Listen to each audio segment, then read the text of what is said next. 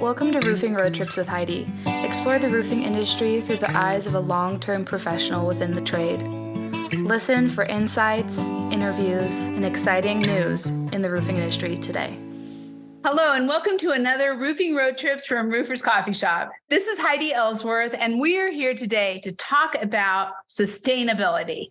You know, it's a buzzword, but it's a real thing, and it's happening. So we wanted to bring in the experts who really understand sustainability. So we asked our friends from Duro-Last, Jason Dark and Mitch Gilbert, to join us. Welcome, gentlemen. Hello. Thanks for having us, Heidi. So excited to have you on here and talk about sustainability. I know we've been talking about it a lot at all the meetings we go to. There's so many things going on. So before we dive in, let's start with some introductions. So first, Jason, can you go ahead and introduce yourself and tell us a little bit about Duro-Last? Sure. Jason Dark is my name. I've been with Duro-Last for 18 years. Today, I'm the VP of Sales. But I'm very proud to have worn many hats prior to my current role. And a little bit about Duro-Last. We're a proud manufacturer of the world's best roof, PVC roofing system. We work with a lot of great contractors, and we've been in business since 1978. And looking forward to the call. I love it. Welcome to the podcast. Mitch, please introduce yourself. Tell us a little bit about what you do at Duro-Last. Yeah, thanks, Heidi. Hi.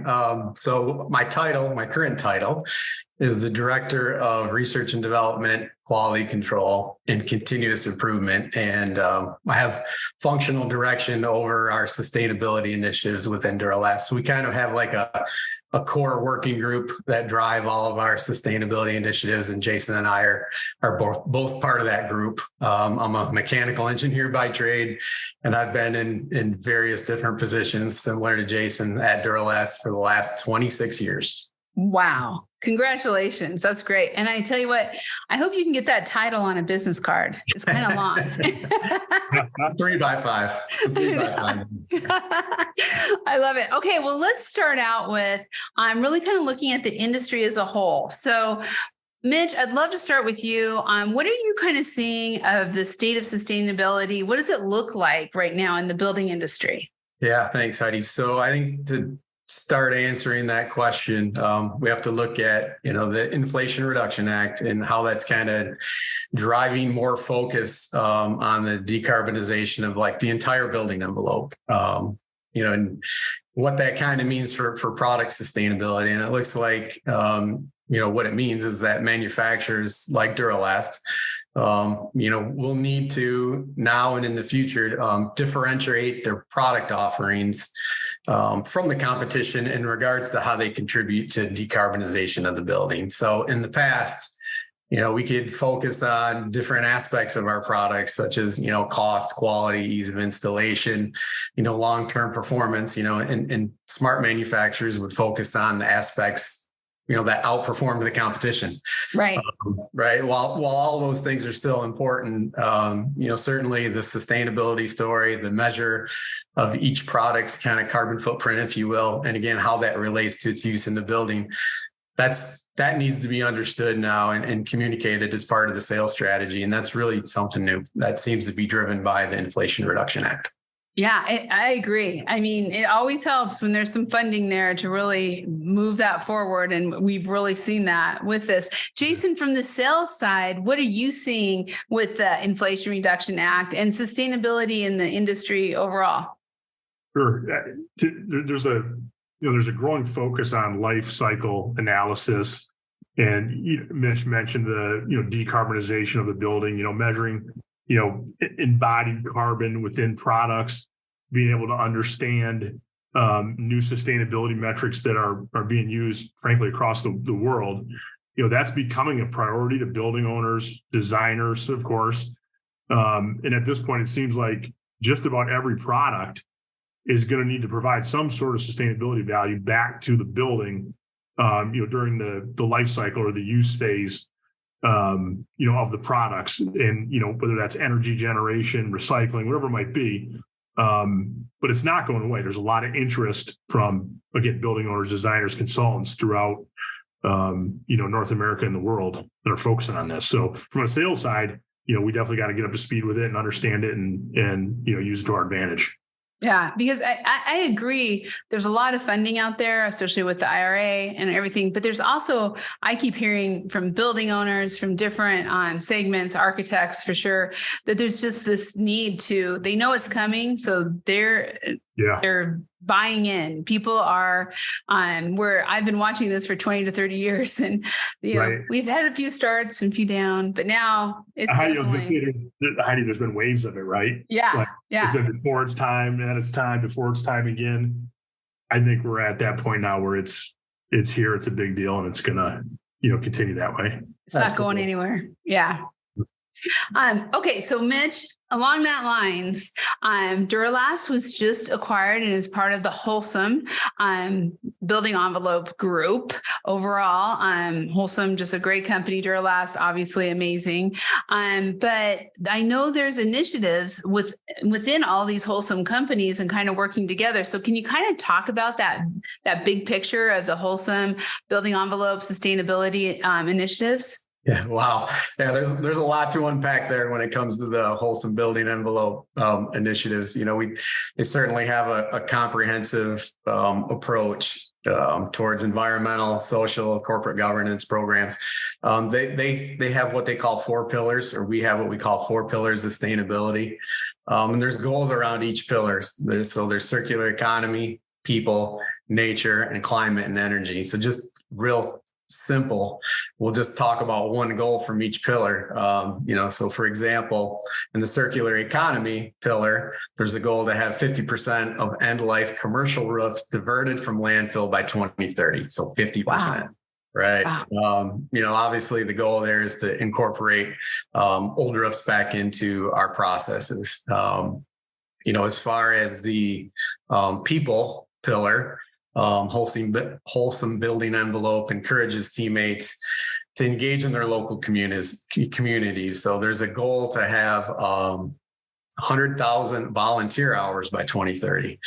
Jeez. Right, exactly. So as far as the water pillar, water scarcity is an issue that can impact everyone. So any operation that's in a medium, high, or extremely high risk area will be water positive by 2030. And for the climate and energy, Holcim building envelope is part of the science-based target initiatives for, emissions reductions with goals in 2030 and 2050, verified goals.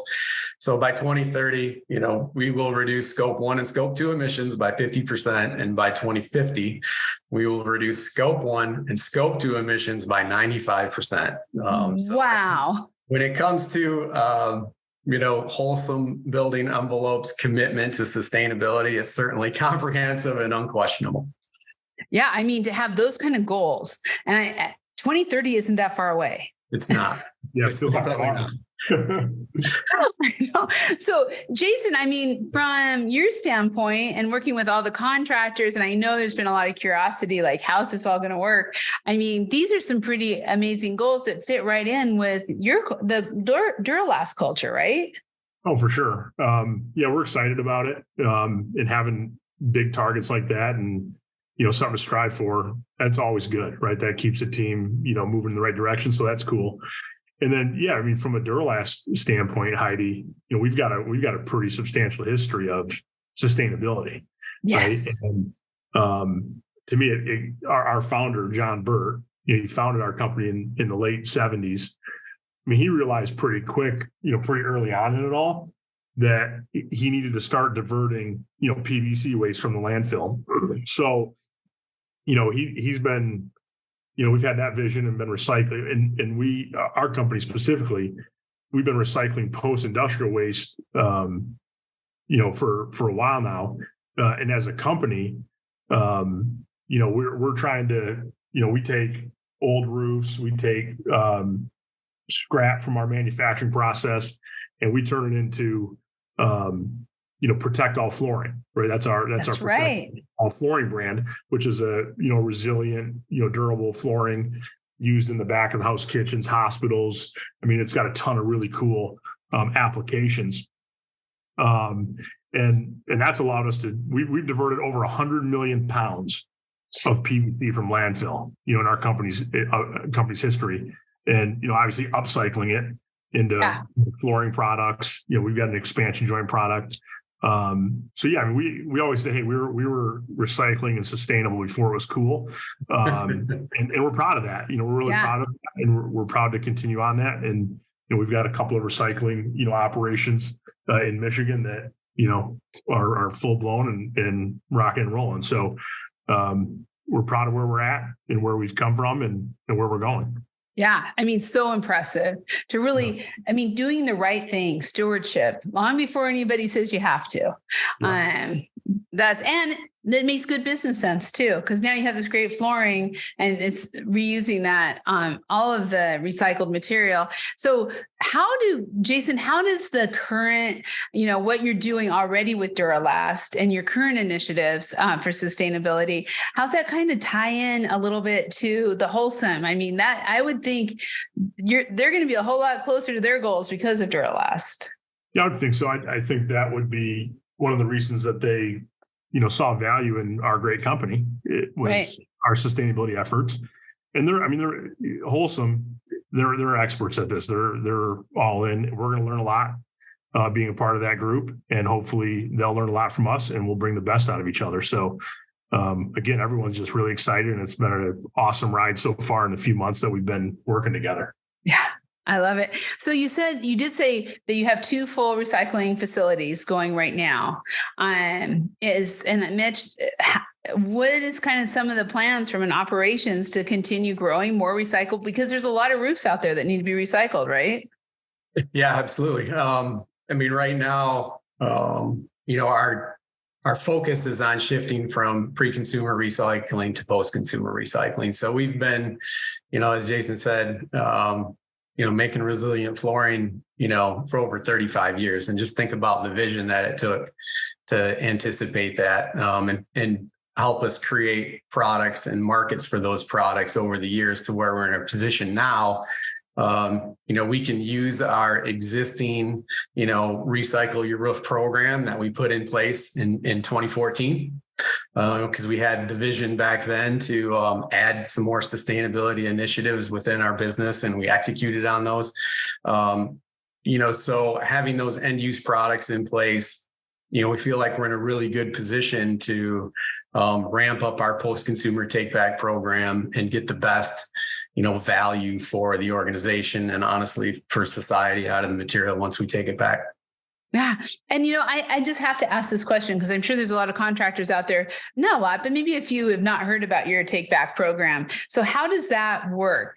Jason or Mitch, however, but how does that work so contractors can be recycling their roofs? Mitch, let me take that one. So we encourage, again, we've been installing roofs since, the late 70s. So as they exceed their warranty or their useful life, we encourage our contractors to send those, obviously we have a procedure to pull the roof off, package it up, send it back to our recycling operation. And then to Mitch's point, we're turning it into, the resilient flooring, the Protect All Flooring brand. And again, I think it's just a great way to, we have some use cases where we would take the roof off of a school, for example, and then we would put flooring back into like their gymnasium. We would use the same roof at our headquarters in Saginaw, Michigan. We took I believe it was a 23 or 24-year-old portion of a roof off, and we put it down on one of our manufacturing floors. We took the roof, made it into flooring, put it back into the building. There's great stories like that. So that's the roof take back program, and we encourage all of our roofers to look into that and do their part. Yeah. If you're interested, if you're not a Duro-Last contractor, this is the chance. This is a great program. You can find them on Roofers Coffee Shop in the directory and become a contractor because this is just a small part of all the great things that they do for the industry, for the consumers, for the owners, and for this earth. Speaking of that, of what we can do for the earth. So, Mitch, what do you think the roofing industry should be doing overall for sustainability? Well, I guess I'd start by saying, continue to embrace the use of the life cycle assessment in EPDs, although I think that's, going to kind of be happen all on its own because of the Inflation Reduction Act. But just understanding the aspects that go into that. I mean, there's a lot of information that's new. Sometimes it's new information to the manufacturers. But for the roofing industry to embrace that, I think also really do what they can to promote recycling. I mean, when it comes to looking at our product, the Duro-Last product's life cycle, where we kind of lose our ability to improve it is once it leaves our building, right? So we can design it for, the appropriate raw materials. We can optimize the energy used in manufacturing, and we can give it some sustainable value, the high reflectivity. So the building owner achieves some savings there. But once it leaves our building and hits the job site, we really need some assistance in recycling the material once it's at the end of its life. We're not out there doing that. Roofing contractors are, the roofing industry in general are, but also installation waste is kind of the next wave, the next evolution, if you will, of sustainability is, what roofing contractors can do, and the industry could help promote recycling job site waste, installation waste, pallets, cores, shrink wrap, anything that comes from the factory. How do we go about recycling that to scale, right? I mean, doing one job here and there is probably okay, but how do we do this, realistically to scale? And then, any associations that are involved in the roofing industry, just to get involved, with your members, talk about it and come up with some ideas on how we go about doing this. I can say the NRCA has just started their sustainability committee, and James Ellsworth is going to be on it. So I'm going to make sure he's listening to this podcast because you guys have some great ideas. Mitch bringing up the associations is a really good segue, yes. If I may. So you and I specifically, we're very involved in the roofing industry. We go to industry events, NRCA Roofing Alliance, and we see, there's certain roofing contractors or people in the industry who are like all in, very up to speed, very educated and smart when it comes to sustainability. And then there's others that are like, what's sustainability? Like it's so wild. So I think it's important that, the roofing industry, people just need to jump in and get started, right? There's a lot being done already. You just mentioned, the Roofing Alliance. That's the foundation of the National Roofing Contractors Association. They're funding to your point, Heidi, they got the sustainability committee, which is great, which will lead this product or this project. They've got the research project through Clemson University, and it's titled Sustainability and Resiliency Efforts for the Roofing Industry. And it's a 3-year study. And the goal of that study is to document the current state of various sustainability efforts, throughout the roofing industry, and then develop training modules per se to educate all of us that are industry stakeholders. So that's going to be a great piece of research for the industry. Hopefully create some commonality amongst us all in all the sustainability efforts and what's going on. And then, there's a ton of other resources as well, but that's a really good start, in my opinion. Then sustainability is not going away. We mentioned it earlier. No. Duro-Last taking back old roofs that have exceeded their warranty and, or their useful life, and protect all flooring out of it is absolutely awesome. Yeah. But even us doing that's in the grand scheme of things, that's a small scale of what's possible. So that's why I like the goals that Holcim set. They're big goals. And I just think everyone in the industry should set some of those goals and just jump in, start working together, and we can drive the industry together. I agree. And you just made me think, Jason, because you and I were there at an NRCA meeting when they were first talking about sustainability. And it's not just what is sustainability, but there's also a lot of people saying why. Why is this important? And I think you both have really brought that to the forefront, because it's going to happen. You can either be a part of it, part of the solution, or be left behind. And I think it's going to start defining business practices. And I think consumers are going to be looking for contractors and manufacturers who are sustainable. Sure. Absolutely. I mean, I think we're there now. You you have to have a sustainability story to tell, but also, a real one, a valid one, backed up by, data that can be documented and validated by a third party. It's here to stay. It's definitely here to stay, and it's advancing in ways that, are new and exciting for me. Yeah. No greenwashing. No greenwashing. No greenwashing. You know what? And Mitch, you said one thing earlier that I just want to make sure everybody knows. You mentioned EPDs, and I would love for you to just say what that stands for and what it is, because contractors are going to see these and they're going to be kind of like, what is this? Sure. So environmental product declaration, really. So they're documents. It's almost like a food label. When you look at a food package, it's got all the information on there, calories, sodium content, all the nutrition information. This is a similar document for products. And Duro-Last, again, we put our first EPD out in 2015, being transparent about how our product impacts the environment. So it's based off of the life cycle assessment. All right. The life cycle assessments are very long, right? There's a lot of information there because it covers, raw materials used in manufacturing, energy consumed in manufacturing, the durability of it. So the EPD is basically a summary of your life cycle assessment and gives you all of the environmental information for a product. And I just want to say that, when we did our EPD in 2015, we were the first single-ply PVC roofing manufacturer to publish a product-specific EPD. So we've been doing them for a little while, but they are important because it gives that transparency to the customer on how this, product affects the environment, but also compares to other products for me to choose from. Right. Congratulations on that being the first. I love it. That is so great. So I think also, as we're talking, I think a lot of, even though I said it's what and then why, I think there is, I think people are getting that, what it is and why they have to do it. But the how is still really tough and really escaping people. So Jason, what are some tips for contractors to start, really looking at a sustainability culture in their business and also in communicating that to their customers? What do you recommend? Well, I think first is, look for education, try to get educated on it. And you brought up customers, Heidi.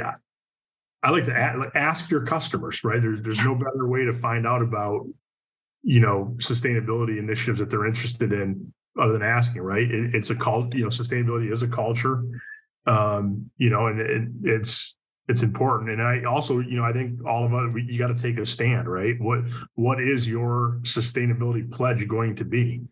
It really, to me, it's our duty as people and as businesses to think about the impact we have and, what that means, right? So I think that's important. And then really for, roofing contractors, it's, look around your community, what's already being done, right? Are there recycling operations? Are there ways to reduce job site waste? Just those things right there, you'll find a bunch of different roads to go down. And I think that's a good start. Get educated, talk to your customers, and just really think about it and take a pledge somehow. Yeah. And I would recommend get it with your manufacturers. And if your manufacturers aren't doing that, see who is.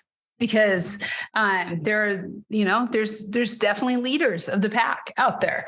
And Heidi, join the Roofing Alliance. Yeah, join the Roofing Alliance. Exactly. That one's for Allison. Join the Roofing Alliance. It is seriously, the research that they do, what Clemson is doing on this is amazing. And then join NRCA, because like I said, NRCA has this full sustainability committee now. They are also going after this. So, and then of course we got to go, your regional, your local, anytime contractors are coming together in their associations, they can make a big difference. And we see it all the time. Mitch, some last thoughts just on overall to the industry, to contractors out there about the importance of sustainability in their business. Yeah, absolutely. So, again, within the four walls of Duro-Last, we can kind of use that life cycle assessment as a system of continuous improvement. So we can make our products, more sustainable, lower embodied carbon and things like that. Where we kind of lose the ability to control that or contribute to that is once it leaves our building.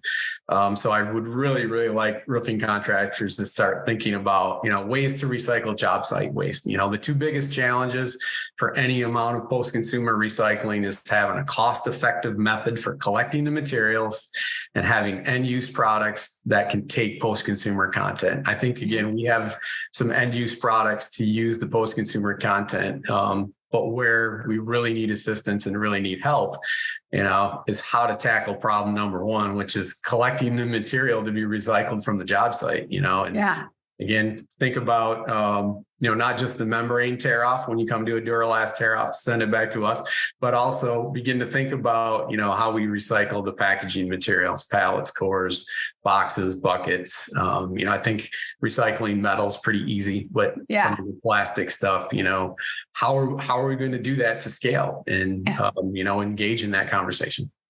The landfills can only take so much. Absolutely. Right. Jason, how do contractors get a hold of you and your team at Duro-Last to get started? Yeah, Heidi, you guys can check us out on our website, Duro-Last.com, our 800 number, 800-248-0280. Reach out to your local rep. We've got a lot of team members and, we'd love to hear from you guys. Yeah. Even if you just want to ask questions, reach out. You can find all that information that Jason just said on the Roofers Coffee Shop directory for Duro-Last, along with a lot of information, articles, all kinds of things on this initiative. So, gentlemen, thank you so much. What a great podcast. Great information. I appreciate you both so much. Thank you, Heidi. Thanks.